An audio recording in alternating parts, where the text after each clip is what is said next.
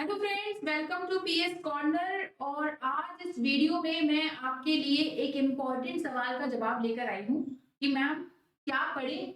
ये तो आपने बता दिया, लेकिन कैसे पढ़ें उसे ये आपने नहीं बताया कि क्या अब लास्ट मोमेंट पे जरूरी चीजें हैं, कैसे हम इस चीज को प्लान करें। ये आज अपन डिस्कस कर लेते हैं। ठीक है, अगर क्या पढ़ें यानी कि सोर्स क्या होने चाहिए इस लास्ट टाइम पे, वो आपने वीडियो मिस कर दिया था तो इस वीडियो के डिस्क्रिप्शन में आपको उस वीडियो का लिंक भी मिल जाएगा कि क्या पढ़ें। इस वीडियो में हम चर्चा करने वाले हैं कि बेसिकली जो जो चीजें हमें पढ़नी है उसे अपने दिन के शेड्यूल में कैसे सेट करें और क्या चीजें सबसे ज्यादा इंपॉर्टेंट हैं। ठीक है, तो शुरू करते हैं आज इस वीडियो में उन सारी चर्चाओं की कहानी।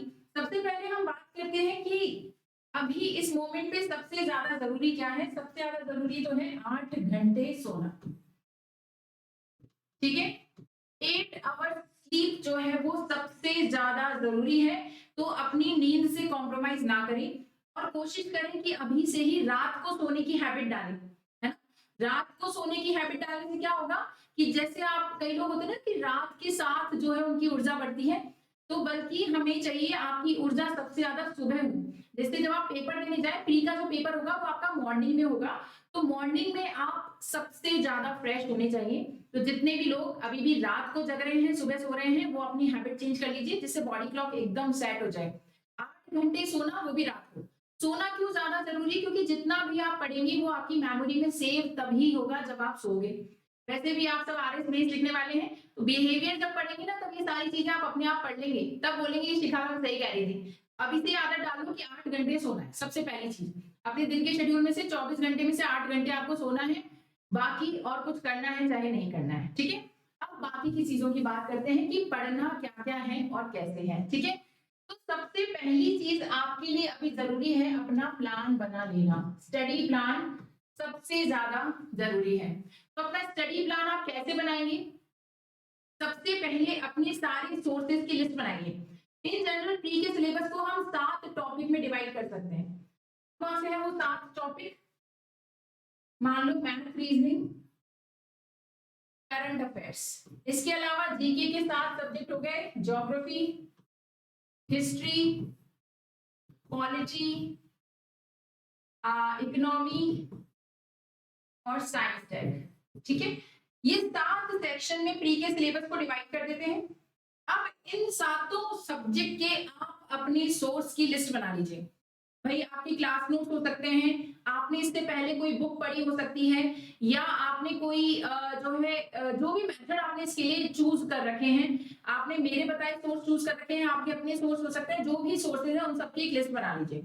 ठीक है, और इनफैक्ट बहुत ही एक्यूरेट लेवल पे अगर आप जाना चाहते हैं तो हर सोर्स में कितने पेजेस हैं इसकी भी लिस्ट बना लीजिए।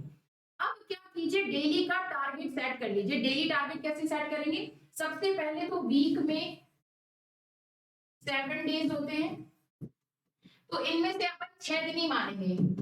एक दिन हम क्या करेंगे, एक दिन हम रखेंगे टेस्ट देने जाने का, कि या तो हम टेस्ट सीरीज ज्वाइन कर रखी है या फिर उस दिन हम कुछ नहीं कर रहे हैं, हम छुट्टी मना रहे हैं। ठीक है, छुट्टी मना रहे हैं इसका मतलब ये है कि उस दिन अगर मान लो हमारा पिछले हफ्ते का कुछ चीज छूट गई है, किसी और दिन हम बीमार हो गए थे, या हमें कहीं जाना पड़ गया था, या हम नहीं पढ़ पाए किसी भी वजह से, तो हम एक दिन की छुट्टी रखेंगे जिससे हम उस दिन पढ़ सके, उसको कवर कर सके। तो हमारे लिए एक वीक, एक हफ्ता 6 दिन का है। ठीक है, और अभी मान लीजिए लगभग हमारे पास एग्जाम में 3 महीने हैं। 3 महीने मान के चल लेते हैं, मान लो अक्टूबर में होगा, अक्टूबर में सेकेंड वीक थर्ड वीक में होगा, तो 3 महीने के हिसाब से हमारे पास कितने हो गए? 12 वीक हो गए। 12 वीक हो गए मतलब 12 into 6 days। इस तरीके से आप क्लासिफाई कर लो। अब क्या करना है आपको? मैथ एंड रीजनिंग, ये तो रोज प्रैक्टिस करनी है ना, रोज प्रैक्टिस करनी है। रोज 5 क्वेश्चन कम से कम मैथ के, 5 क्वेश्चन कम से कम रीजनिंग के। ठीक है, ऐसे ही करंट अफेयर्स, करंट अफेयर्स के लिए आप जो भी मैगजीन पढ़ रहे हैं, जो भी सोर्स है, उसके नंबर ऑफ पेजेस देख लीजिए। और आपके जो शेड्यूल है, भैया पहली बार अगर वो करंट अफेयर्स की मैगजीन पढ़ रहे हैं तो आपको कम से कम 3 बार रिवाइज करनी है। और अगर आप मल्टीपल टाइम पढ़ चुके हैं, पहले पढ़ चुके हैं, तो आपको सिर्फ रिवाइज करनी है, तो 1-2 बार में भी काम मिल जाएगा। तो करंट अफेयर्स के डेली पेजेस फिक्स कर लीजिए। जैसे मान लीजिए अगर आप नॉर्मल की करंट अफेयर्स पढ़ रहे हैं तो उसमें 150 पेज हैं, 150 पेज है, तो डेली के आपको, मान लो आपने 10 पेज पढ़े, तो 15 दिन में एक बार वो बुक कंप्लीट हो गई, फिर अगले 15 दिन में दोबारा से, फिर अगले 15 दिन में दोबारा से, यानी एग्जाम तक आपने 6 बार उसका रिवीजन कर लिया। ठीक है, तो इस तरीके से आप सेट कर लीजिए। इसके अलावा कोई पॉलिसी प्रोग्राम किया आपने, करंट अफेयर्स की बुकलेट आ रखी है, उसके भी जो है पेजेस गिनकर उसमें दर्ज कर लीजिए। तो ये करंट अफेयर्स से मैथ एंड रीजनिंग आपको डेली करनी है, जिससे ये एग्जाम तक आपकी प्रैक्टिस में एकदम अच्छे से आ जाए। वैसे भी किसी भी मैगजीन को पढ़ के आप पहली बार में एग्जाम में सही क्वेश्चन नहीं कर पाएंगे, तो मल्टीपल टाइम्स को हमको करना पड़ेगा। अब इन सब्जेक्ट्स की बात करते हैं। 5 सब्जेक्ट है, लगभग सबका इक्वल वेटेज रहने वाला है। तो हम ये कर सकते हैं कि सब्जेक्ट का पेयर कर लें। जैसे मान लो सबको साइंस एंड टेक आपको अच्छा नहीं लगता, इकोनॉमिक्स आपको अच्छा नहीं लगता, और ये 3 सब्जेक्ट मान लो आपको अच्छे लगते हैं, तो आपने क्या किया, मान लीजिए कि पॉलिटी और इकोनॉमिक्स एक साथ कर लिया, ज्योग्राफी, हिस्ट्री और साइंस टेक एक साथ कर लिया। तो हफ्ते में 2-2 दिन के, यानी सोमवार मंगलवार, फिर बुधवार गुरुवार, शुक्रवार शनिवार। ठीक है, यानी 3 दिन आपने एक पेयर पढ़ा, 3 दिन आपने एक पेयर पढ़ा। ऐसे अपना शेड्यूल फिक्स कर लो, और कितना आपका टारगेट है, सोर्सेज में क्या है, उस हिसाब से टारगेट सेट कर लो कि मान लो आपके सिलेबस के अकॉर्डिंग मान लो 30 टॉपिक है ना, 30 टॉपिक है, तो यानी आपने इसको डिवाइड कर दिया कि एक दिन में इतने टॉपिक पढ़ूंगा, 2 दिन में इतने टॉपिक पढ़ूंगा। तो अपने प्लान सेट कर लीजिए। ये प्लान होना बहुत जरूरी है, जिससे टाइम पर आपका सिलेबस रिवाइज हो जाए। बिना रिवीजन के पढ़ना बिल्कुल भी ज्यादा बेवकूफी कहूंगी मैं तो, क्योंकि जिस चीज को आप रिवाइज नहीं कर पाएंगे ना, वो एग्जाम में आपको नेगेटिव मार्क्स देगी। तो इसलिए इससे अच्छा है कि आप रिवीजन करें। तो अपना एक प्लान सेट कर लें, जिसमें आप अगर अभी तक कोई सब्जेक्ट छूट भी गया है, उसको कवर करके उसका रिवीजन प्लान भी बनाएं। ठीक है, पहली चीज प्लान। उसके बाद दूसरी चीज इंपॉर्टेंट जो है वो है रेगुलरिटी, यानी कि आप ऐसा नहीं करेंगे कि एक दिन तो मैं पढ़ लिया 15 घंटे और अगले दिन मैं 1 घंटे भी नहीं पढ़ पा रहा हूँ। रेगुलर रहना बहुत जरूरी है। अपना जो टाइम टेबल बनाए, उसमें 3 महीने के लिए मान लो मिलिट्री रूल लगा लीजिए अपने जीवन पर, कि आप जो है जो भी पढ़ेंगे रेगुलर रहेंगे, डेली पढ़ेंगे। डेली चाहे आप आधा घंटा ही पढ़े, डेली चाहे आप 1 घंटा ही पढ़े, रेगुलर पढ़ना बहुत जरूरी है, जिससे दिमाग को ये आदत हो जाए कि भाई पढ़ना है। 15 घंटे पढ़ रहे हैं, एक हफ्ता, अगले हफ्ते पूरी मौज, ऐसे नहीं करना है। रेगुलरिटी बहुत जरूरी है। तीसरी इंपॉर्टेंट चीज है एक्सरसाइज। एक्सरसाइज से मेरा क्या मतलब है, एक्सरसाइज से मेरा मतलब है योगा आसन नहीं, प्रैक्टिस। प्रैक्टिस यानी जो भी चीजें आप पढ़ रहे हैं क्वेश्चंस, उन क्वेश्चंस की प्रैक्टिस करना है आपको। प्रैक्टिस कैसे करेंगे, हर आजकल तो आप राजस्थान जीके की कोई ऑब्जेक्टिव बुक ले आइए प्रैक्टिस के लिए। मान लो आपने राजस्थान जीके की कोई ऑब्जेक्टिव बुक ले ली और एक इंडिया वर्ल्ड जीके की ले ली। ठीक है, मैथ रीजनिंग की प्रैक्टिस आप डेली कर रहे हैं, तो इन दोनों की प्रैक्टिस बुक ले ली और एग्जाम तक हर प्रैक्टिस बुक को 3 बार सॉल्व कर लिया, यानी महीने में 1 बार सॉल्व कर लिया एक बुक को, तो यानी 3 महीने तो 3 बार सॉल्व हो जाएगी आपकी बुक। तो डेली आपको कम से कम 2 घंटे प्रैक्टिस को ही देने हैं। ठीक है, प्रैक्टिस बहुत जरूरी है, क्योंकि अगर नॉलेज आपके पास है लेकिन आपको क्वेश्चन सॉल्व करना नहीं आया एग्जाम में, क्वेश्चन में कैसे ट्विस्ट एंड टर्न आ रहे हैं उनसे बचना नहीं आया, तो नेगेटिव मार्क्स आएंगे, या वो क्वेश्चन आप अटेम्प्ट नहीं कर पाओगे, या सिली मिस्टेक से क्वेश्चन गलत कराओगे। तो इसलिए प्रैक्टिस बहुत जरूरी है, एक्सरसाइज करना। और लास्ट इंपॉर्टेंट चीज है मेंटोर। मेंटोर होना, आप खुद के मेंटोर खुद भी बन सकते हैं।